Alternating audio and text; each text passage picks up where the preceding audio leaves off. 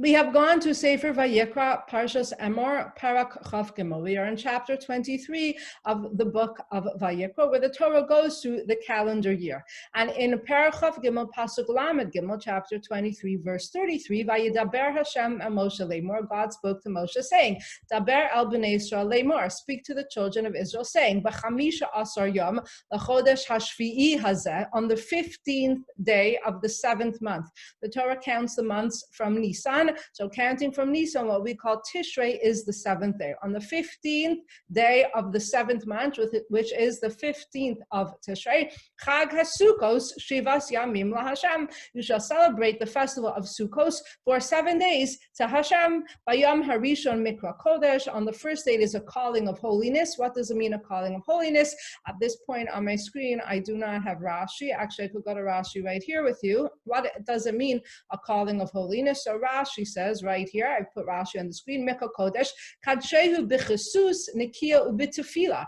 Yom Tov should not be like Yemei Hachal. Yom Tov should be special. The festival should be sanctified. The festival should be sanctified with clean clothing. We should have special clothing for Yom Tov, with special tefillos, ub'sha'ar yamim tovim, unlike the other yamim tovim, b'machal, ub'mishta, you should have nice foods, you should have feasting, ub'chesus, and with nice clothing, clean clothing, ub'tefila, so your Yom Tov should feel different than all the rest of the days of the week. By Yom Rishon Mikra Kodesh, on the first day, it's a calling of holiness. Kol malachas avoda lo ta'asu, all work you shall not do.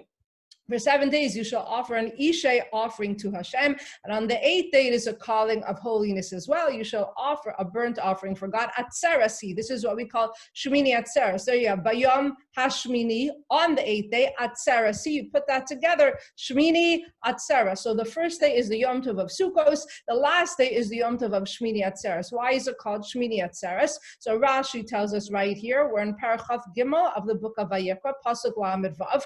What does Atzeres mean?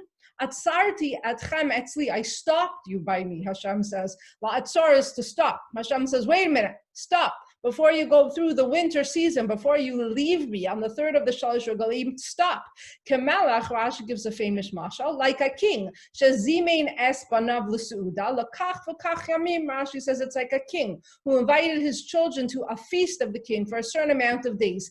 Kevan shehigia zmanan lipater, once their time came to depart from the king, Amar, the king said, Banai, my sons, b'vakasha mikem, akvu imi od yom echad. You know what the king says? I don't want you to leave. The time of feasting and closeness should not yet be over. Stay with me one more day. This is the topic and the concept and the application behind Shmini Atzeres. Hashem says, wow, you were here for all these days. We celebrated together dwelling in the Sukkos. Please stay with me. It's hard for me if you leave me. Kasha alai. So hard for me, says the king. Pirei daschem, famous phrase. It's hard for me if you leave me. So on the first day we have Sukkos. On the last day we have Shmini Atzeres. Hashem doesn't want to let us leave. These are the festival of gods that you should call them calling of holiness, to bring the fire offerings for God. On the 15th day of the 7th month, when you gather in the crops of the land. So Sukkos is an agricultural festival. It is in the fall, right before the winter season, and before the days of Amazon Prime and Costco, whatever they call it, Costco Instacart that comes immediately to your house, and Stop and Shop delivered, and before the groceries were full. How did you get your food and how did you get your produce? You went into the field and you gather everything in. So in the fall, before winter comes, you need to go to the field and gather in everything in your field, so it'll get you through the winter. And that's exactly what Sukkos is. It is a harvest festival on the 15th of the 7th day, when you gather in the produce of the land. You should celebrate a Yom Tov for God for 7 days. When you see how much bounty the Rebbeinu Shalom gives you, when you gather in all your crops, you say, wow, look how much I have. Thank you, Hashem. By Yom Harishon Shabbaton, the first day in Eretz Yisrael, of course, there's only 1 day Yom Tov. And Chutzar, it's part of the curse of Galus, is we celebrate 2 days of Yom Tov, but the Oraisa, on the first day, it is a day of rest. Ubayom Hashmini, on Shmini Atzeres, it's also a day of rest. Famous Pasuk, Parachav Gimel Pasuk Mem. Ulakachtem lachem bayom harishon. You shall take for yourselves on the first day. Pre-Eitz Hadar, actually I'm going to do this Rashi. We cannot identify clearly the Arba Minim, the Dalad Minim, without Torah Sheba'al Peh. Rashi here quotes the sages. What are the 4 species? Ulakachtem lachem bayom harishon. You should take for yourself on the first day, pre-Eitz Hadar. What is a pre-Eitz Hadar? Rashi says, Hadar be'ila. No, it is splendorous in its tree. Mishana lashana, the fruit stays on its tree. It's a fruit of splendor from year to year. V'zeh esrog. So ulakachtem lachem bayom harishon, you should take for yourself on the first day, pre-Eitz Hadar. Rashi says, this is the esrog, kapot timarim. Kapos timarim. What is kapos timarim? Teaches you that there's only one. It's the palm frond. This is what we know as the lulav, the anaf eitz avos. What are the anaf eitz avos? Rashi says, this is the hadas. The arvei nachal, the aravos. Okay, so we have here in Vayikra Perach of Gimel Pasuk Mem the mitzvah de oraisa to take the 4 species. We take for ourselves the fruit of the tree of splendor. We saw Rashi says this is the esrog, kapos tmarim is the lulav, anaf eitz avos is the hadassim, arvei nachal is the aravos. Usemachtem, I'm going back to here. Usemachtem lifnei Hashem Elokeichem shivas yamim, and you shall have simcha. You shall rejoice. This Yom Tov is known as Zman Simcha'sainu, the time of our rejoicing. And you shall rejoice before Hashem your God for 7 days. Now it's interesting. Keep in mind that in Pasuk Lamed Tes, we just saw that this is a harvest festival. It is a time to gather in all the crops and all the produce. The farmer worked so hard. I've seen it a couple of places. How did it develop in modern times, much more modern times in America, that there's summer vacation? Why are the children not in school in the summer? So some of you may be familiar with this. That is because it used to be in agricultural times in America, so not long ago, not in temple times, not in biblical times, but the children were needed on the farm in the summer and in the late summer to tend to the fields along with their fathers, and therefore they had no time for school. In the winter, in the fall, everything's in the house already. In the winter time, everything's in the house already, but the children were needed as extra hands on the farm, especially as summer's going out. So this is a harvest festival, a time when we bring in all the bounty. And what do we use to celebrate the bounty of the harvest? Plants.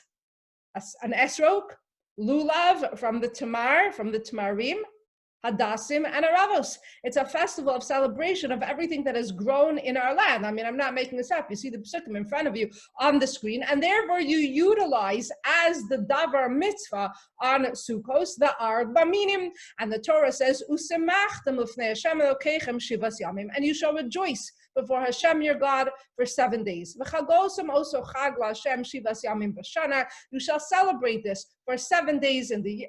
You shall celebrate this, a festival to God, 7 days in the year, an eternal statute for generations. In the 7th month, what we call Tishrei, you shall celebrate this festival. Why do we celebrate Sukkos? So we celebrate Pesach because of Yetzias Mitzrayim. And we celebrate Shavuos as a commemoration of Zman Matan Torahseinu. In the Tfilos, we add in that it's Zman Matan Torahseinu. What about Sukkos and Zman Simcha'sainu? So the Pasuk says, why? Basukos Teishu Shivas. Oh, sorry. Okay, you shall set in Sukkos for 7 days. Even the convert amongst you, says Rashi, Laman Yedu Dorasechem, so your generations will know. Ki Basukos Hoshakti Aspenei Yisrael. In Sukkos, I caused the children of Israel to dwell. The Hotzi Osam Me Eretz Mitzrayim. When I took them out from the land of Egypt. What does it mean? We sat in Sukkos when we left the land of Egypt. So Rashi says, oh, I lost the Rashi. Rashi says, you could see it right here, Ananei Kavod. What does it mean Hashem sat us in Sukkos? Like what we sit in today, whether you have wood or you have Coca-Cola crates or you have something in between. What does it mean he sat us in Sukkos? Ananei Kavod. God caused us to dwell, or he put us in his protection of the clouds of glory, and we were protected from the snakes, and we were protected from the scorpions and from the heat, and the Egyptians by Yam Suf, and the sand and the wind and the dust, and God protected us in his Ananei Kavod. So when we rejoice in our Zman Simcha'sainu, our festival of Sukkos, we shall all remember that God caused us to sit in Sukkos when we left Egypt. Ani Hashem. And I want to point out, because we're going to be coming back to this, so this is an overview with a few Rashis from Parshas Emor, Sefer Vayikra, Parak Chav Gimel, where we have clearly the mitzvah of Sukkos, including the Daled Minim, the Arba Minim, the idea that this is an agricultural festival to bring in the produce into our home. And we have an explicit command, Usamachtem Ufnei Hashem Elokechem Shivas Yamim. You shall rejoice before Hashem your God for 7 days. Now, interestingly, there is another time in the Torah that we have Sukkos associated with the concept of Simcha. I am not in Sefer Vayikra anymore. I am now in the book of Devarim, Perek Tes Zayin. This is Parshas Re'eh. And the pasuk says, here we go. We already saw this. The festival of Sukkos you shall make for yourself for 7 days. Once again, when you take in from your threshing floor and your wine press. So both places, both in Vayikra 23 and in Devarim 16, you see that Sukkos is associated with the taking in of the crops and the produce from the threshing floor, from the fields, from the wine press to sustain us through the winter. And like in Vayikra 23, just like the bringing in of the crops is associated with Simcha, v'samachta b'chagecha. You shall rejoice on your festival. Ata, uvincha, uvitecha, va'avdecha, va'masecha. You shall rejoice with your son, your daughter, your manservant, your maidservant, v'halevi, and the Levite, v'hager, and the convert, v'hayasam, v'ha'almanah, and the orphan and the widow. Asher b'sharvacha. Rashi tells us on this parak that if you are misameach Hashem's for Levi, Ger, Yasam, and Almana, which you already translated, then God will be Sameach my for. Bincha, Bitecha, Avdecha, V'amascha. So it's a deal, so to speak. Hashem says, if you on your festival go beyond your immediate family and you take care of my for, says Hashem, the Levi, the convert very often may not have extended family, may not have people to take care of him. If you take care of the Levi and the convert and the orphan and the widow, says Hashem, I will take care of your four, your son, your daughter, your maidservant, your manservant, and your maidservant.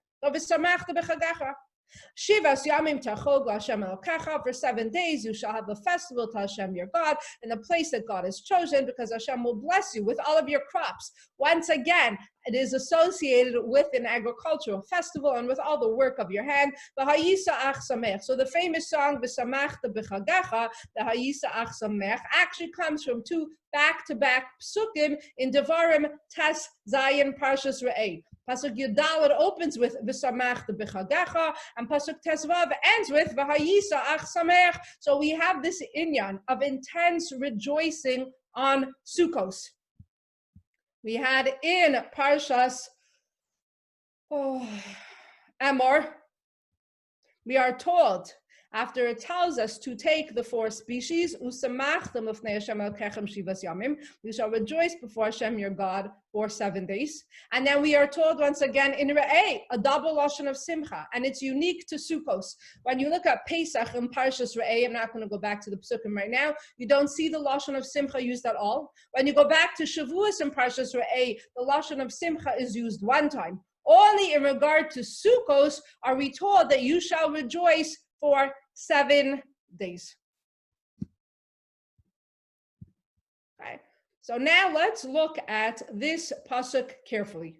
Parak Chav Gimel, Pasuk Mem. We already looked at it. I want you to pay attention because I'm going to stop screen sharing now that we have gone through these 2 passages in the Torah with some understanding of the text in regard to Chag HaSukkos. It's always a very good place to start. What exactly does the Torah want from me? What exactly does the Torah write about these festivals? Sometimes we're so used to celebrating a certain way. We have sometimes preconceived notions about a festival that it's important to see how Hashem wrote the instructions. What exactly does the Ribbon Shalom want? So now that we have looked at the Psukim, I want you to consider this pasuk, because after that I'm going to stop screen sharing. You shall take for yourself on the first day, pre-Eitz Hadar.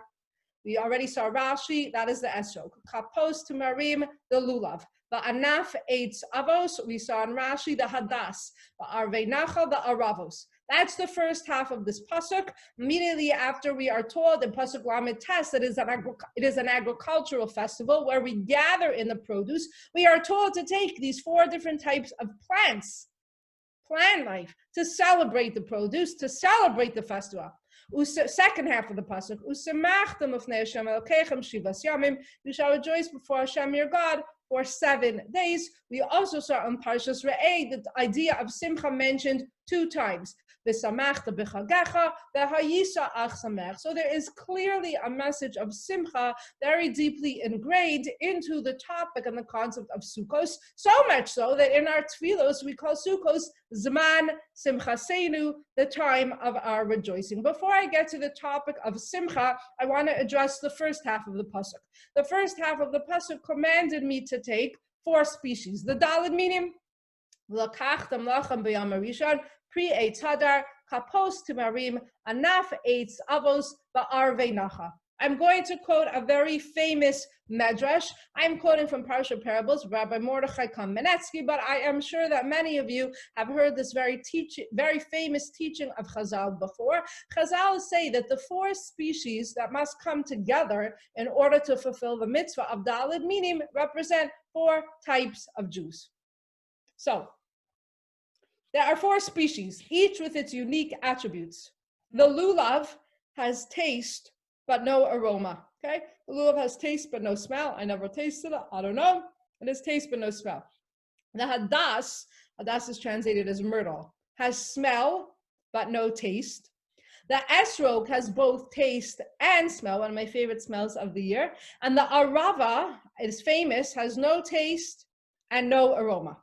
So what do we learn from the fact that on the spectrum of taste and smell, you start with the esrog, which has intense smell and taste, all the way to the arava, which has no taste and no smell. And in between, you have the lulav, which has, we said, taste but no aroma, hadas, which has aroma but no taste, and you put them all together.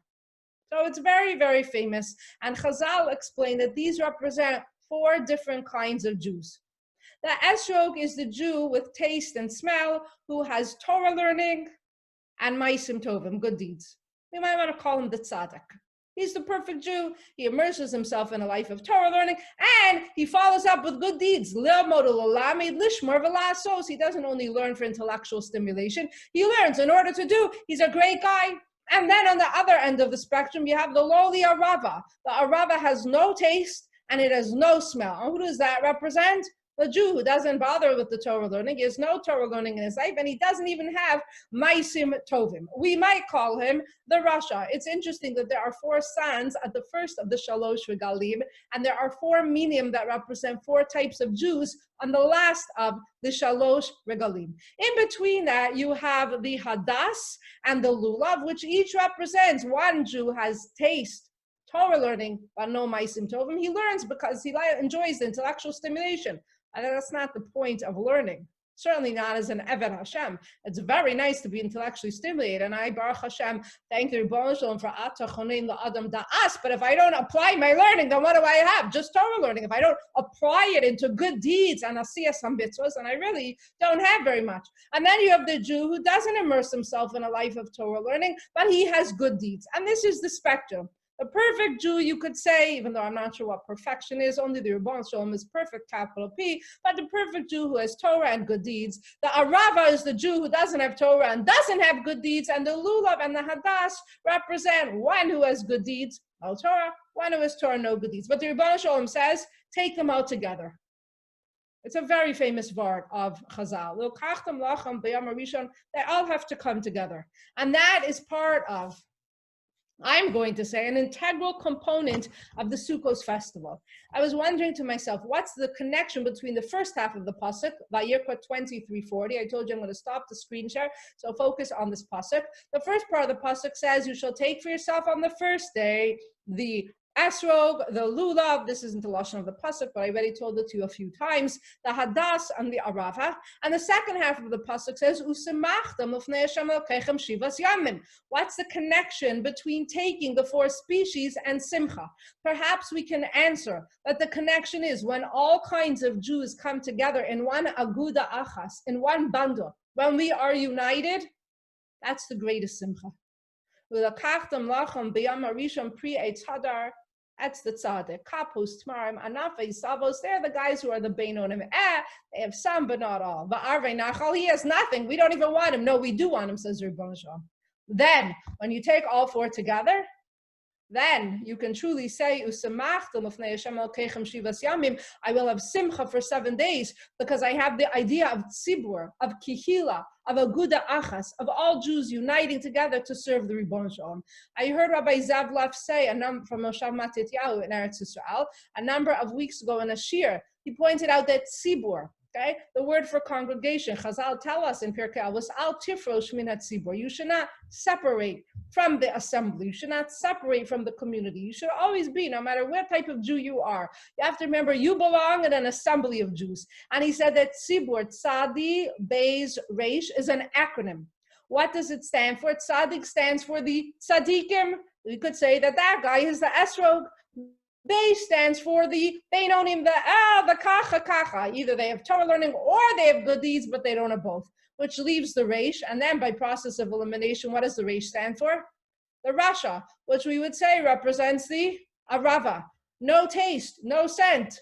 However, in order to have a united kihila, and in order to have simchas yom tov, the Rebbeinu Shalom requires all types of Jews to come together in one bundle. We must all come together. And it's interesting to me that we take the lulav. The lulav is specifically bound with the aravos and the hadassim. And neither of those three represent the tzaddik. The esrog is held next to, but not bound together. It's almost as if we're saying, take these three who are lacking something and have them come close to the esrog, to be influenced by the Gadol Hador, to be influenced by the Rav, to be influenced by the tzaddik.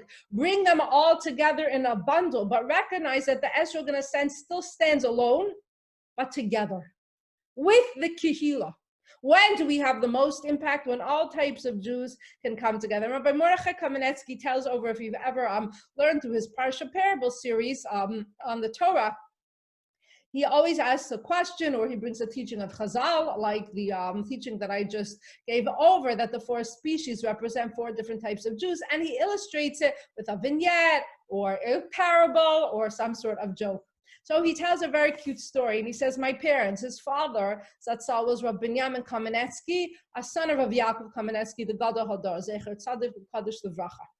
And Rabbi Binyamin Kamenetsky, Zatzal, and his Rebbetzin moved here to the, I live in Woodmere, New York, moved to the 510s and really built up the community. And before they came here, there was really not much in terms of Torah and Yiddishkeit. So Rabbi Mordechai Kamenetsky writes about his father and his mother. My parents moved to the 510s of Long Island long before the first Sputnik was launched and before I was born. So we're going back, the story goes back 60, 65 years ago, when there was really nothing here. At that time, there were few such institutions of Torah education on Long Island. As such, my 3 sisters had a difficult time adjusting to the move from their small apartment in East New York to the modernity of suburbia. As the family settled in, my youngest sister, Shoshana, became friends with Beth, a Jewish child, but she hardly knew what it meant to be Jewish. On her 3rd Shabbos in Woodmere, my sister Shoshana was out early. She was going to synagogue, the one my father had just established. Beth stared at her friend, dressed up for no apparent reason, and she said to her, on a Saturday morning, you're all dressed up. Where are you going, Shawnee? She asked. To shul. My sister looked at her frilly pink dress and repeated, I am going to shul. Shul? Beth repeated incredulously. What is shul? Shul? Asked Shoshana. What do you mean, what is shul? Shul is shul. The conversation bounced back and forth for a minute until Beth's father came out of the house. He was dressed in overalls and carrying his gardening tools. Dad, says Beth, Shawnee's all dressed up and she says she's going to shul. What is shul? Oh, Beth, her father exclaimed, shul is temple. My sister's eyes widened in unease. Temple, she said? What is temple? Mordechai Kamenetsky writes, there are saints and sinners amongst us, but when we celebrate Sukkos, we are one people. There are those filled with delicious taste of Torah and the sweet fragrance of good deeds, and there are those who are as prosaic as a willow. Yet in trepidation and jubilation, we join together as Jews. We must include everyone. The esrog must search for the arava. It is a great opportunity, a perfect time to find someone who is missing taste or aroma or both, and have them wake up and smell the scent of the esrog. And I think that it's just interesting that we take the lulav, and the lulav is actually bound with the hadassim and the aravos, and the esrog is not. The esrog is taken together with them, but separate, almost as if the esrog has the most influence on those three, but without one of the four, we have not fulfilled the mitzvahs of the dalad minim. So this is on the first half of the pasuk. And I think it relates strongly to the second half of the pasuk. Only if we recognize that all Jews must come together, tzibur, like Rabbi Zev left taught, tzaddik, beinoni, rasha, al tifrosh, do not separate. No matter what type of Jew you are, you belong here. In fact, Rabbi Left pointed out that when do we beat the arava on the ground? When he's separate. When he stands by himself, Hoshana Rabbah, then we give him a clap, because then he separated from the community. Oh, you separate yourself, now we can give you a patch. But as long as you're together, it's the understanding that every Jew counts. So therefore, Vayikra, Chav Gimel, Pasuk Mem, Ulakachtam lachem b'yam harishon, pre-eitz hadar, esrog, kapos tamarim lulav, anaf eitz avos hadas, arvei nacha aravos. And the second half of the pasuk, which is what I want to talk about now, usamachtem ufnei Hashem elokechem shivas yamim. So we already looked at the pshat, and we understood from the pshat that this is an agricultural harvest festival, and of course you rejoice when you bring in the bounty that the Ribono Shel Olam gives you. When you see how much you have, you say, Baruch Hashem, look what I have to get me through the winter. You have rejoicing, and in that sense, the four species represents the bounty of the harvest festival. You take plants, beautiful plants, to represent the produce that has grown in your land. On a deeper, much deeper midrashic level, those four species represent four types of Jews, and when Jews come together, that's the greatest source of simcha. When we have achdus and we are truly besimcha before the Ribono Shel Olam. I want to talk more now about the second half of the pasuk in isolation. Usemachtem lifnei Hashem elokechem. We've understood the two halves of the psukim, first according to pshat and then according to drash, which I just reviewed. But what about the second half of the pasuk? Simcha. Usemachtem lifnei Hashem elokechem shivas yamim. Rav Elimelech Biderman has a profound, unbelievable, powerful pshat into this pasuk. Listen carefully. Ulakachtem lachem bayom harishon, pre-eitz hadar, kapos tmarim, anaf eitz avos v'arvei nacha. Usemachtem ufnei Hashem elokechem shivas yamim. Here you have two different mitzvahs deoraisa. The first mitzvah deoraisa is to take the arba minim. The second mitzvah deoraisa is to be besimcha. Which mitzvah is greater? Rav Elimelech Biderman. I'm sure you've heard of Rav Biderman, Rav Meilech, Mashpia, Hasidic Rabbi in Eretz Yisrael. He mitzil on Teitzei Torah, Dvar Hashem Yerushalayim. Rav Elimelech Biderman says, the mitzvah deoraisa to take the arba minim is on one day. V'lakachtam lachem b'yom harishon. Now, don't leave the shir and think it means that people have to take the arba minim only on the first day. That's not what I said. I said deoraisa. Of course, we cannot celebrate deoraisa without the rabbanan. So we're going to take the dalad minim for all the days of the festival, not Shabbos, because the first day it's muktzah. Fine. But deoraisa, the lashon is ulakachtam lachem bayom harishon. You should take the arba minim for one day.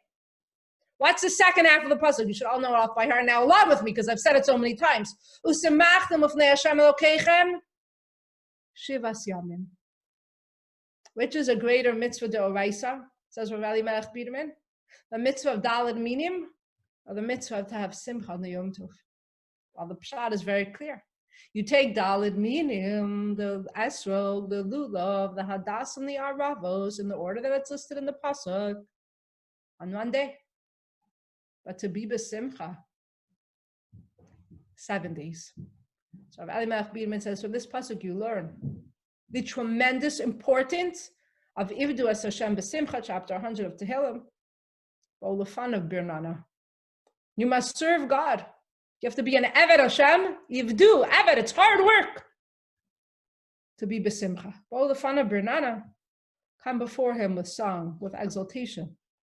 I think that this year especially, it's very important to understand that the Ribono Shel Olam wants us as much as possible to cultivate the midah of simcha, so we can fulfill the mitzvah of Simchas Yom Tov. And in both passages in the Torah, both in Vayikra, Perek Chav Gimel, and in Devarim, Perek Tazayin, you see this aspect of Simcha associated with Sukkos. In Devarim, Tazayin Parshas Re'eh, we are told a double lashon. V'samachta b'chagecha ato vincha avdecha v'amascha halevi v'ager. We went through it. V'ayisa ach sameach.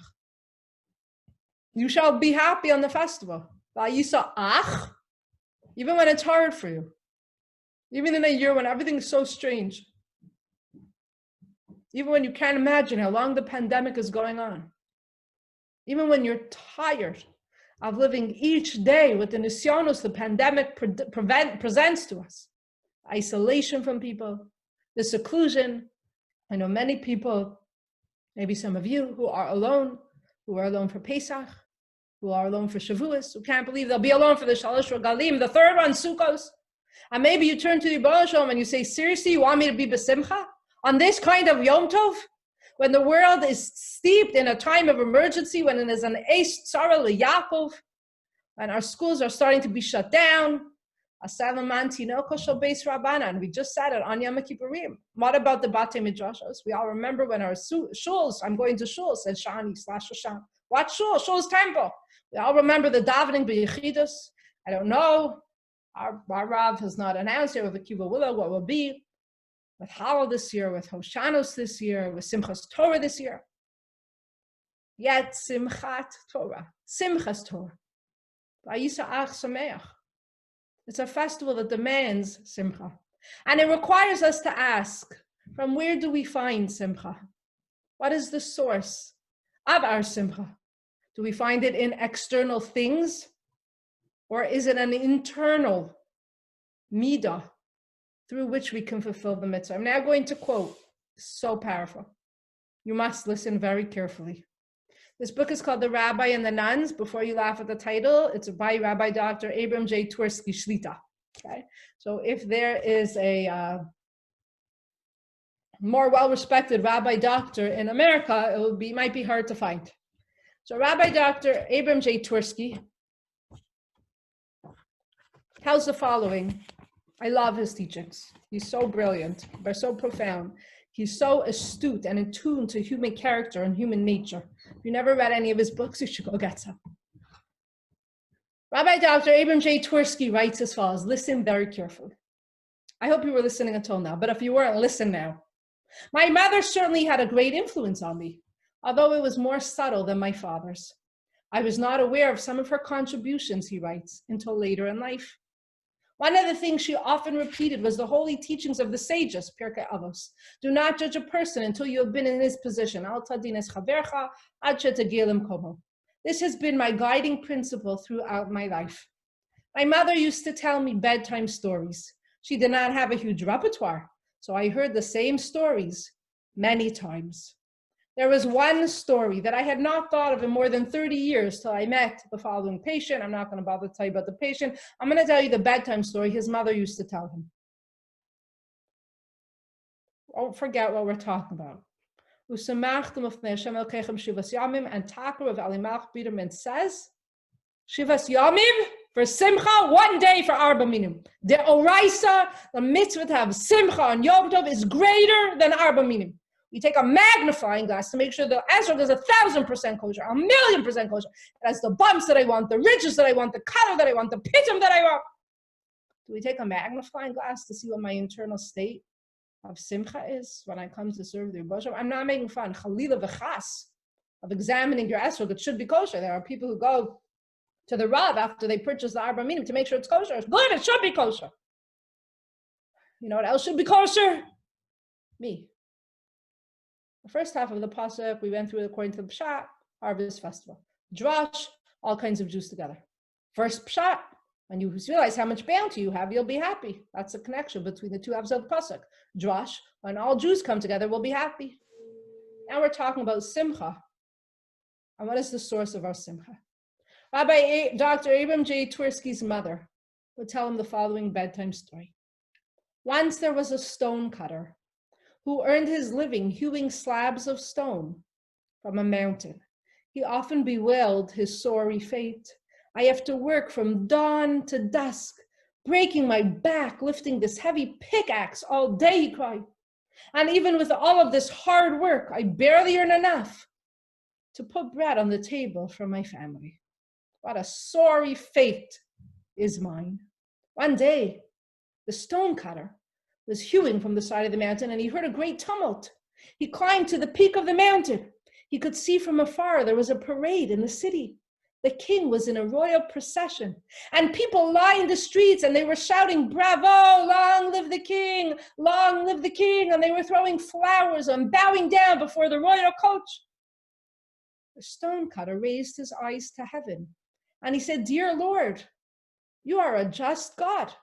The king and I are both human beings. Where is the justice? He should be so mighty and powerful, honored and rich. I should be so downtrodden and lonely, poor and despised. If you indeed are a just God, you will give me the opportunity to be as mighty as that king." Suddenly, he felt himself transformed. God had answered his prayer. The stonecutter was the mighty king.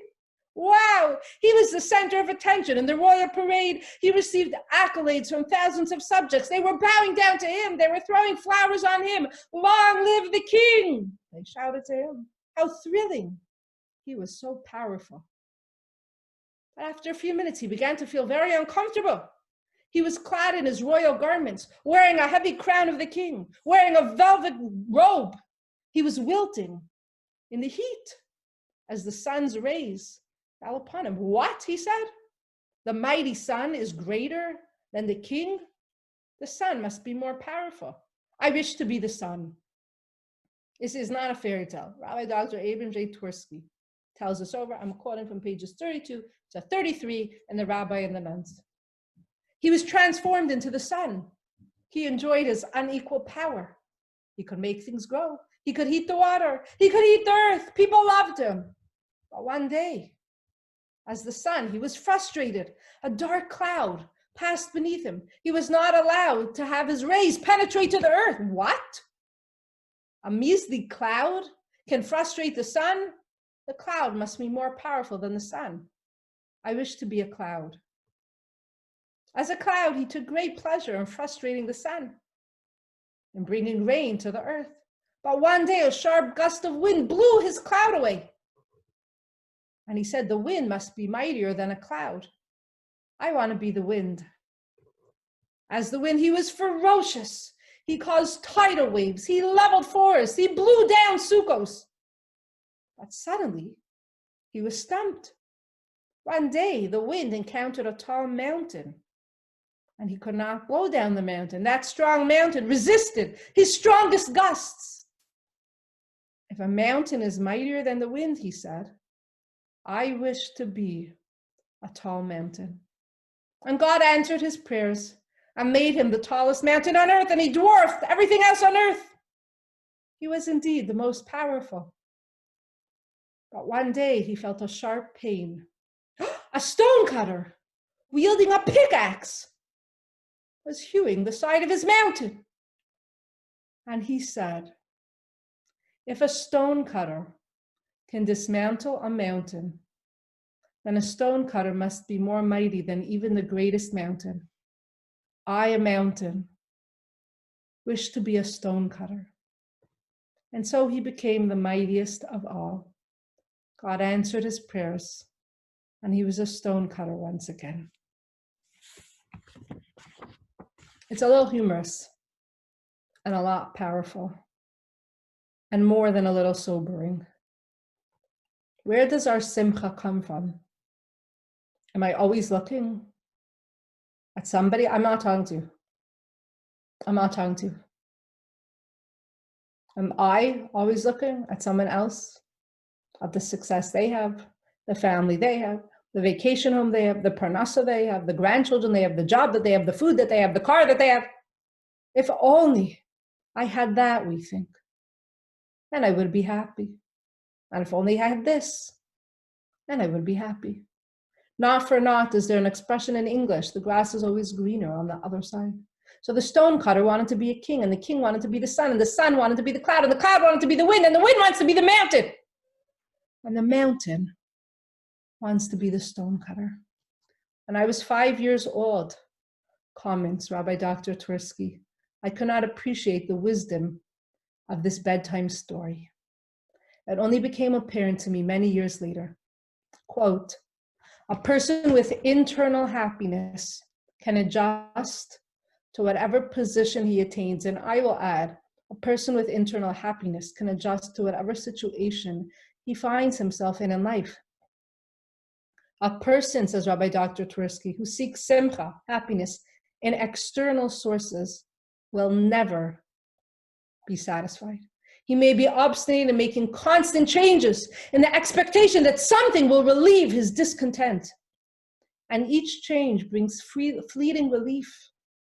But ultimately, he will exhaust himself in a futile search for happiness. We looked at the pasuk according to the Pshat. It's a harvest festival. And I don't remember where it is in Chumash, but the Baal Turim, it's in one of those two parshios. And I didn't plan to say, which is why I didn't look it up before Shir. It only came to me in the middle of Shir. The Baal Turim says, the Pshat, when you realize how much bounty you have, of course you're going to have simcha in life. That's the Pshat. Remember, we're Vayikra 2340, to quote Rabbi Dr. J.J. Schechter, that's the point of departure for our Shir. When you realize all of the bounty, you're going to be happy. Pshat. Drash, when all kinds of Jews come together, you're going to have simcha. And finally, third interpretation, Usemachtem lifnei Hashem Elokechem. You know when you have simcha in life? When you're lifnei Hashem. That's the only source of everlasting, constant, internal simcha. Usemachtem lifnei Hashem Elokechem. When we live for other people's opinions, when we live to keep up with the Schwartzes or whatever they call it, when we live to have someone else's vacation home, someone else's life, someone else's children, someone else's spouse, someone else's schooling, someone else's education, someone else's job, someone else's bank account. And I'm the stone cutter. And I'm never lifnei Hashem. And then I can never truly achieve simcha. And especially this year, it's hard work. It's hard. Ivdu as Hashem b'simcha, mizmor l'soda. Ivdu, be an eved. Work hard. It's not easy. Just like it's not easy to cultivate and hew the side of the mountain. You got to work at the simcha. And this year, when everything, the world is upside down between politics and the pandemic, OMG, literally, pun is intended. Ribono shel olam, that's where there's simcha. You want to know the secret to simcha, the Torah says? For 7 days of the week, you will be happy if you recognize that you are always before God.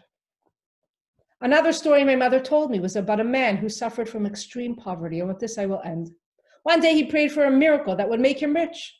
The next morning when he awoke, he found a purse near his bed. He opened the purse. He found a dollar bill. He removed the dollar bill. Another one appeared in its place. He was going to be a millionaire. He was overjoyed. He kept pulling out dollar bills. 3 days later, he was found dead, lying on a huge pile of dollar bills. I used to take my children to my mother to hear her stories, he concludes. They loved to listen to her.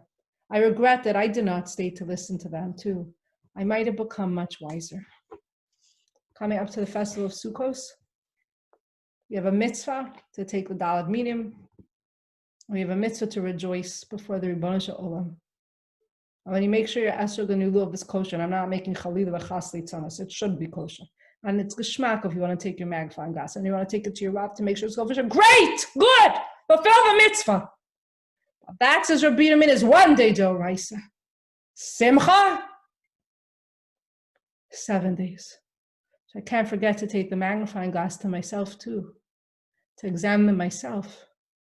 And if I find that that simcha is a little bit lacking, ivdu, I have to make myself into an eved, to work to acquire, because it won't come from anywhere external.